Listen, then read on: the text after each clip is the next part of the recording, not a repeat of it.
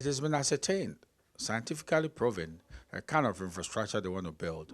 For 10 good years, you could say that it can go to bed.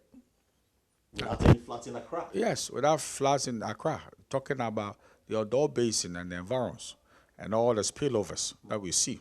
Because they are going to do what we call permanent fix to what has been a more keen and challenging problem since Nkrumah's days. What you see is a comprehensive, fix of this problem. So they've weighed all the factors we are discussing now. If people should be dislodged, where do you put them? It's also part of the loan.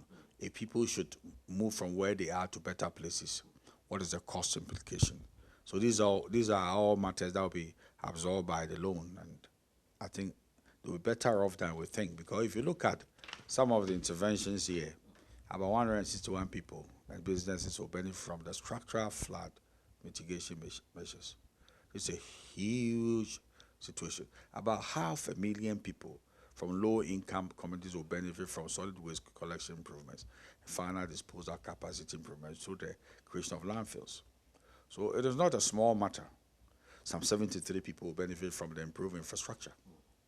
So we should just embrace this as the good fortune of President Akufo-Addo, because Nkrumah couldn't do this. And for you as a sector minister, how do you feel about this? Because you've been accused of doing little to mitigate the floods in the country. In fact, especially here in Accra. About 2 weeks ago, we witnessed some heavy floods in Accra, the central region, and some parts of the northern part of the country. And you've been accused of doing little about it. It's not a minister doing little about it. It's a nation that would want to spend on where it matters, especially in an area that will not generate you immediate income. It's not like going to the bond market and say that we want 3 billion for cocoa. When we're talking about drainage, it doesn't yield immediate dividends. That's why people pay less attention to that. We're talking about human lives. They are human beings. That is why we should go. They do the production for the country to generate the revenue. That is why we should say that although drainage is not going to give you the immediate benefit, the consequence of mismanagement of our drainage system will have a toll on lives, livelihood, and properties. So that is why we should pay due regard to that. But you could see that it's only Akufo-Addo who is showing a difference.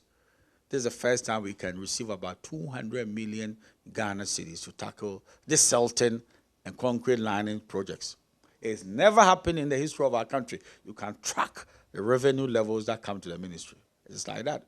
So when it matters most, as we've really underlined, and we pay less attention to it, the political will is not that let's spend in the areas where distraction could be imminent, then we're doing the nation a disservice.